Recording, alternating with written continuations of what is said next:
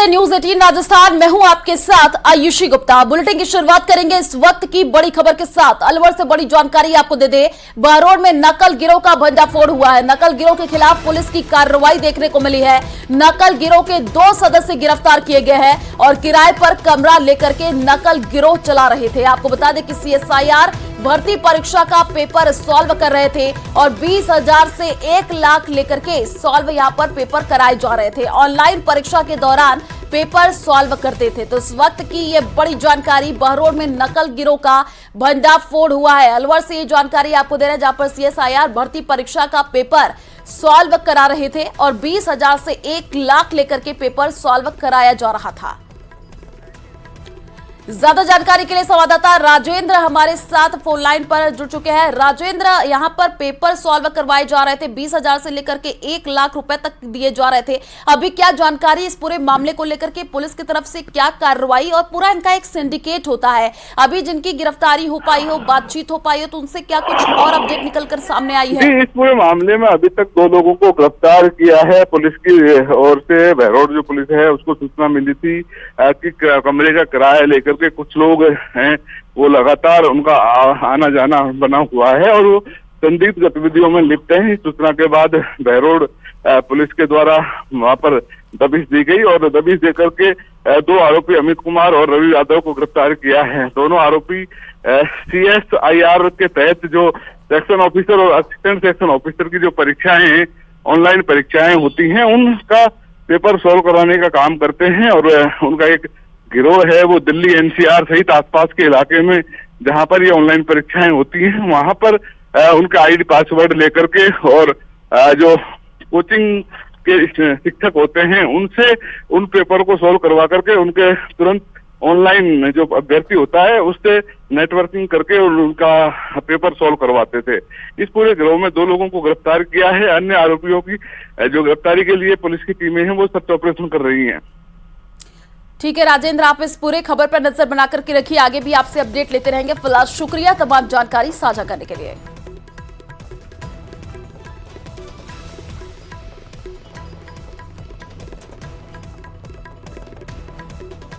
तो टोंक में सरकारी कार्मिकों और कार्यालयों को डराने वाली हकीकत सामने आई है। कलेक्टर डॉक्टर सौम्या झा के निर्देश पर उनियारा SDM त्रिलोक चंद्र मीणा ने निरीक्षण किया है और निरीक्षण के दौरान मिली खामियों पर SDM ने कर्मचारियों को फटकार लगाने के साथ ही कारण बताओ नोटिस जारी किए हैं। अन्नपूर्णा रसोई में गंदगी देख करके उन्होंने कर्मचारियों को फटकार लगाई है और इसके बाद उन्होंने अलीगढ़ बालिका उच्च माध्यमिक स्कूल का निरीक्षण भी किया है। यहाँ पर्याप्त रोशनी नहीं होने पर SDM ने टीचर को फटकार लगाते हुए पर्याप्त रोशनी की व्यवस्था करने के निर्देश दिए हैं। मिड डे मील रसोई के हालात देखकर तो SDM ने सिर भी पकड़ लिया। मिड डे मील का सामान रखे स्टोर में चूहे और गेहूं में कीड़े मिले हैं। उनियारा उपखंड के 13 सरकारी कार्यालयों में 50% कार्मिक अनुपस्थित मिले हैं। सहायक भू प्रबंधन विभाग के कार्यालय में 30 कार्मिकों में से 29 गैर हाजिर मिले हैं। SDM ने सभी अनुपस्थित कार्मिकों को कारण बताओ नोटिस जारी किया है। वहीं संतोषजनक जवाब नहीं मिलने पर कार्रवाई करने की भी चेतावनी दी गई है। तो बड़ी जानकारी आपको दे दें, मुख्यमंत्री भजनलाल शर्मा आज यूपी के सीतापुर जिले के दौरे पर रहेंगे। CM करीब 9 बजे जयपुर से रवाना होंगे और दोपहर 11:30 बजे नैमिषारण्य स्थित मां ललिता देवी मंदिर और व्यास गद्दी के दर्शन करने वाले हैं। इसके बाद वो पार्टी के कई कार्यक्रमों में शामिल होंगे। उनके साथ यूपी के सहकारिता मंत्री JPS राठौड़ भी मौजूद रहेंगे। आपको बता दें कि दोपहर करीब 12 बजे वो लोकसभा क्लस्टर लोकसभा की प्रबंध समिति की बैठक में शामिल होंगे और इसके बाद शाम 4 बजे वो प्रबुद्ध वर्ग सम्मेलन में भी शामिल होंगे। आपको बता दें कि सीतापुर में 5 लोकसभा सीटों को लेकर के आज बीजेपी का मंथन है और इस बैठक में यूपी बीजेपी प्रदेश अध्यक्ष भूपेंद्र चौधरी, CM भजनलाल शर्मा समेत कई बीजेपी के जो बड़े नेता हैं वो शामिल होंगे।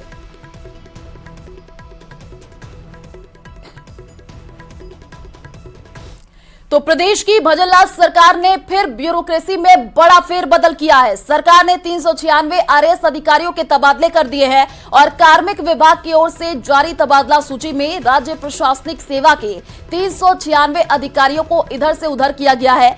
मनीष गोयल को संयुक्त शासन सचिव शिक्षा ग्रुप 2 विभाग के पद पर भेजा गया है। अवधेश सिंह को रजिस्ट्रार राजस्थान विश्वविद्यालय जयपुर, जबकि अजीत सिंह राजावत को अतिरिक्त संभागीय आयुक्त जोधपुर बना करके भेजा गया है।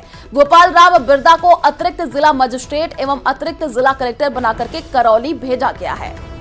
तो ये वो नाम हम आपको बता रहे हैं जिनको तबादले किए गए हैं। 396 आरएस अधिकारियों की ये तबादले हुए हैं।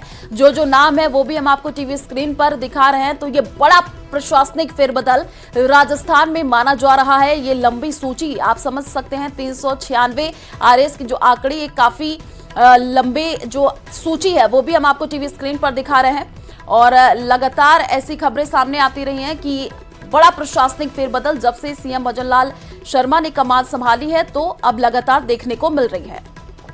तो एक और बड़ी जानकारी आपको दे दें, उदयपुर में पैंथर ने ग्रामीणों पर हमला कर दिया है। हमले में 5 लोग घायल बताए जा रहे हैं और 3 ग्रामीण और 2 वनकर्मी हमले में घायल हुए हैं।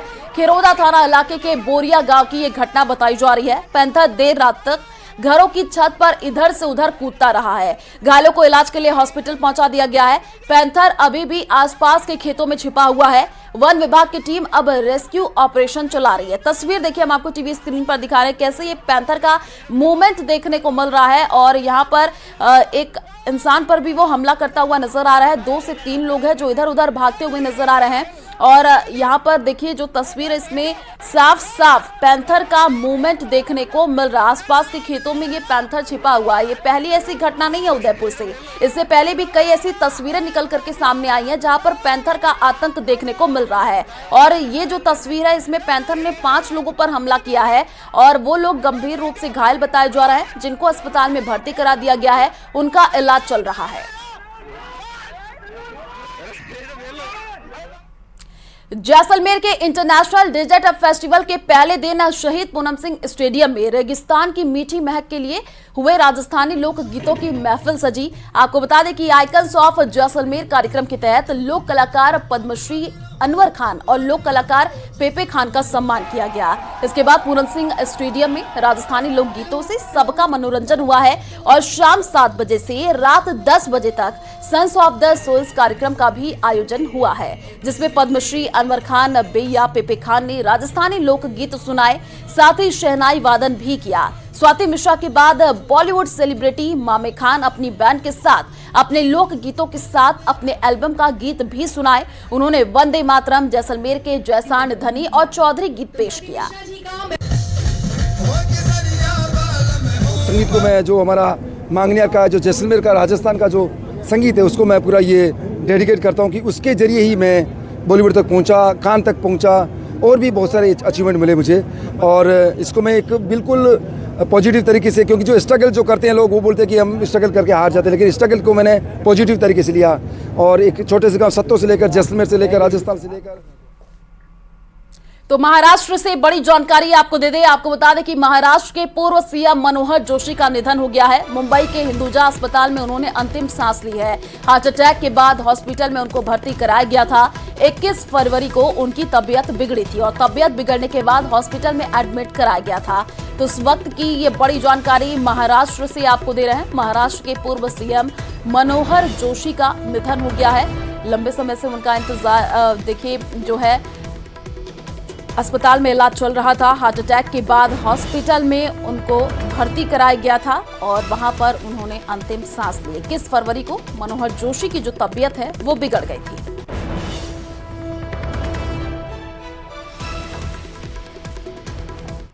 तो इस बीच देश की सबसे बड़ी ड्रग्स जब्ती मामले से जुड़ी एक बड़ी खबर सामने आ रही है। आपको बता दें कि 3500 करोड़ रुपए के ड्रग्स मामले में पुलिस ने सिंडिकेट के मास्टरमाइंड की पहचान करने का यहां पर दावा किया है। आपको बता दें कि नारकोटिक्स कंट्रोल ब्यूरो और पुलिस के मुताबिक देश भर में ड्रग्स के इस काले कारोबार को संदीप दुनिया नाम का जो आरोपी है वो चलाता है, जो काठमांडू के रास्ते कुवैत भाग गया। संदीप दुनिया को पकड़ने के लिए पुणे पुलिस इंटरपोल से नोटिस जारी करवाने की तैयारी में है। इस मामले में हवाला के जरिए लेन देन के सुराग मिलने का भी दावा किया गया है।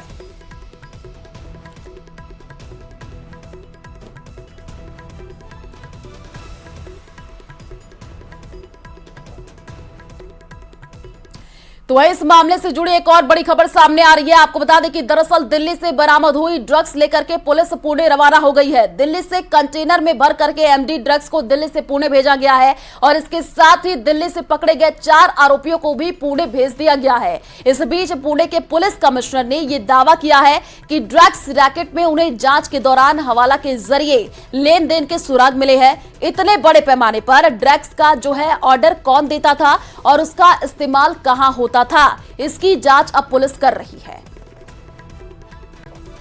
रामलला के दरबार में हाजिरी लगाई है।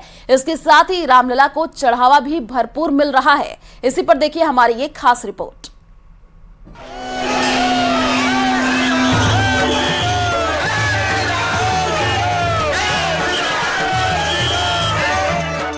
रामलला की प्राण प्रतिष्ठा के 30 दिन।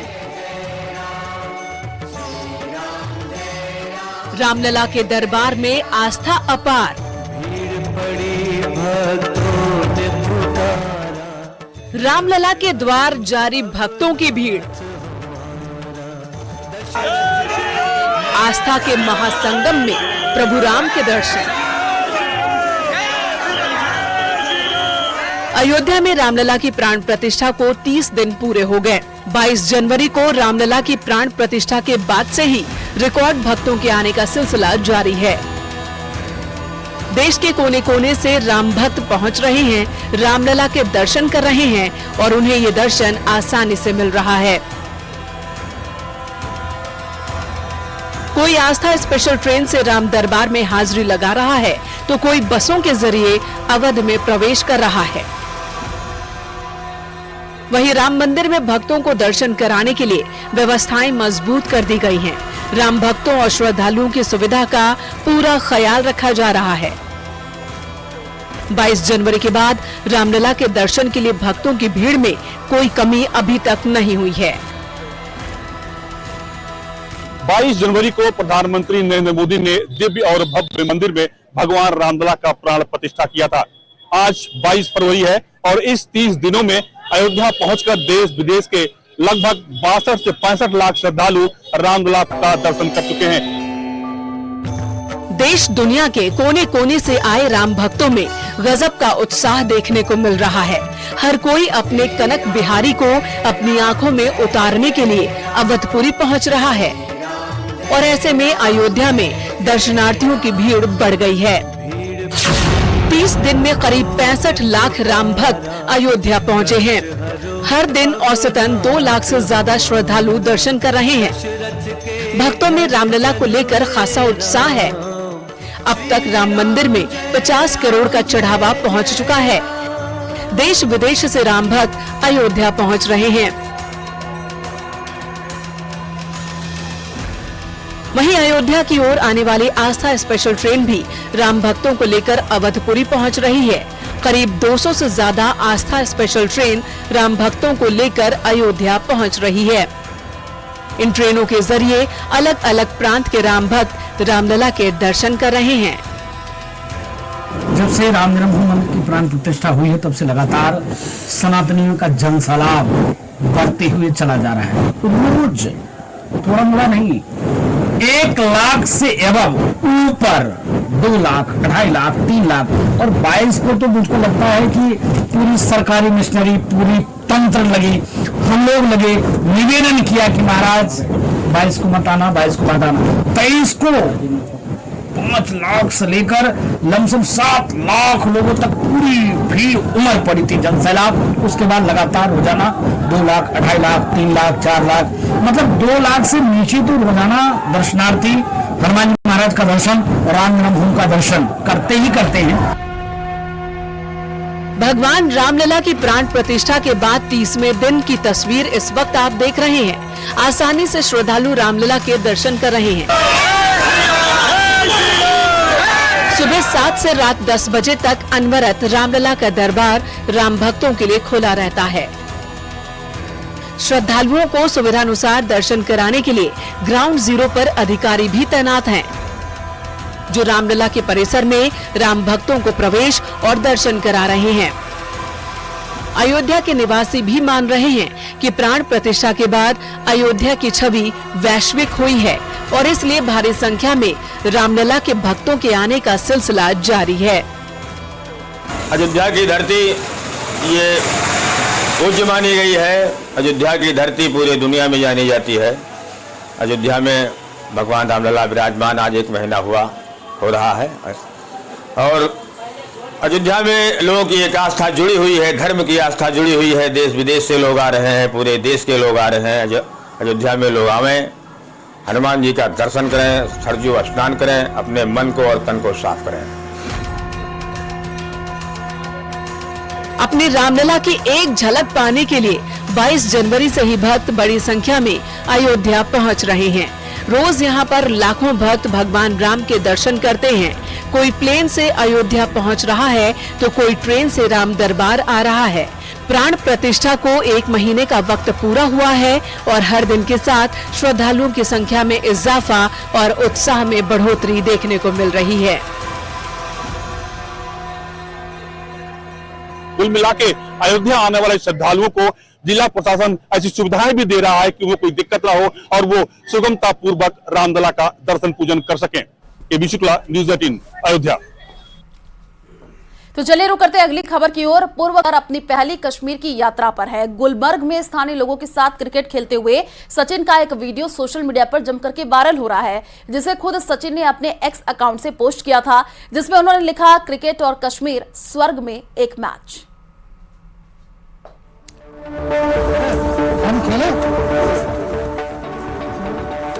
सड़क बन गई पिच, डिब्बा बन गया स्टंप और फिर लगने लगे चौके और छक्के। कश्मीर यात्रा के दौरान सचिन ने गुलमर्ग की सड़क पर क्रिकेट खेला।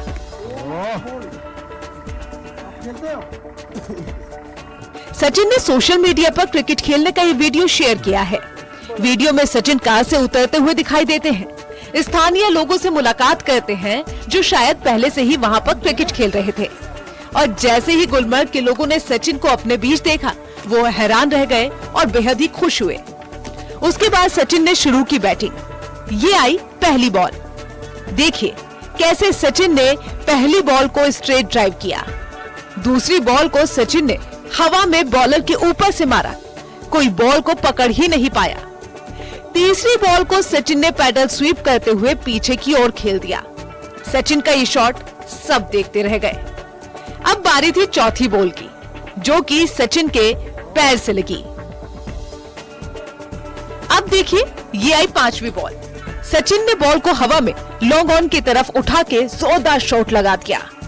अब सचिन के शानदार शॉट को देखकर सभी हैरान थे।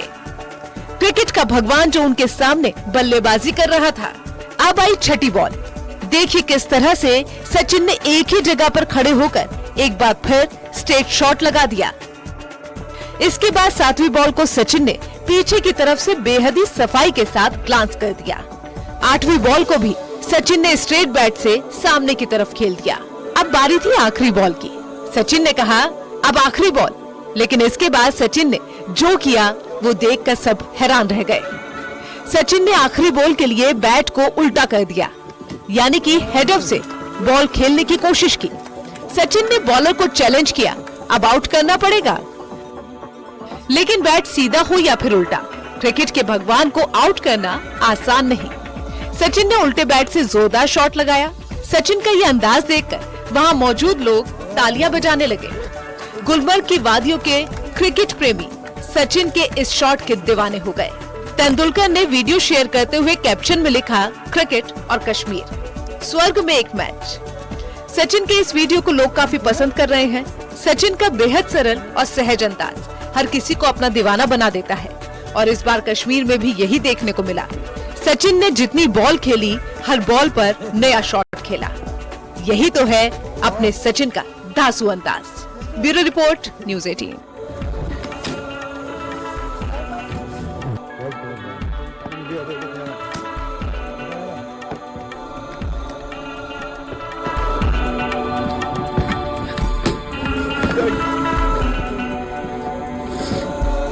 लास्ट बॉल ये आउट करना पड़ेगा।